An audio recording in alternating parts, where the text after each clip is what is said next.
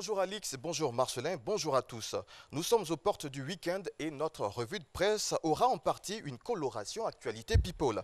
Mais avant cela, démarrons par le Presse Club de l'UNJCI, l'Union nationale des journalistes de Côte d'Ivoire, qui recevait le ministre de la Promotion de la Jeunesse et de l'Emploi des Jeunes, Mamadou Touré.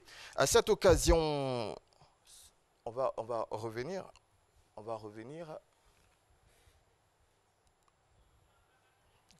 À cette occasion, il a annoncé la création de plus de 98 000 emplois d'un montant supérieur à 68 milliards de francs CFA sur la période 2018-2020, information livrée par APA News.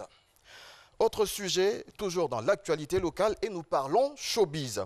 D'après abidjanshow.com, Arafat DJ représentera la Côte d'Ivoire au trophée de la musique africaine Afrima qui se tiendra dans les prochains jours au Nigeria. L'artiste ivoirien y défendra les couleurs nationales dans la catégorie de meilleur DJ. Kérosène et Simone Gbagbo se sont rencontrés. Voici ce qu'ils se sont dit, titre Rumeur d'Abidjan. Et le site qui croit savoir le contenu de leur échange révèle qu'il est allé remettre son dernier album à l'ex-première dame de Côte d'Ivoire. En donnant d'autres détails de ce moment, Abidjan Show, qui revient, indique que l'enfant de Yopougon Siporex a fait vibrer les proches de Simone Gbagbo au rythme de ses chansons, notamment Le Temps et Victoire. En dernière information people locale, Fraternité Matin a consacré un article à Johnny Lafleur dans sa parution d'hier. 25 octobre 2014, 25 octobre 2018, cela fait exactement 4 ans, jour pour jour, que l'artiste Jean Niambrui, alias Johnny Lafleur, s'en est allé, rappelle son site d'information. Malgré les vicissitudes de la vie, The Flower aura apporté joie, gaieté et bonne humeur pendant toute sa carrière, conclut Fraternité Matin. Direction à présent la France où Paris Match nous apprend que le siège du comité Miss France, situé dans le même immeuble où vit Geneviève de Fontenay, a été cambriolé. 40 robes d'élection Miss France que gardait précieusement la dame au chapeau ont été dérobées, révèle le confrère.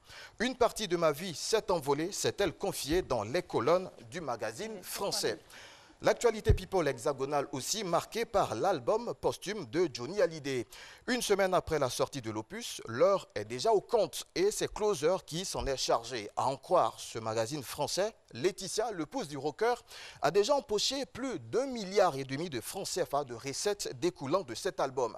Le journal Le Parisien souligne pour sa part que Mon pays c'est l'amour, 3 jours après sa commercialisation, est déjà disque de diamant avec plus de 600 000 albums physiques écoulés.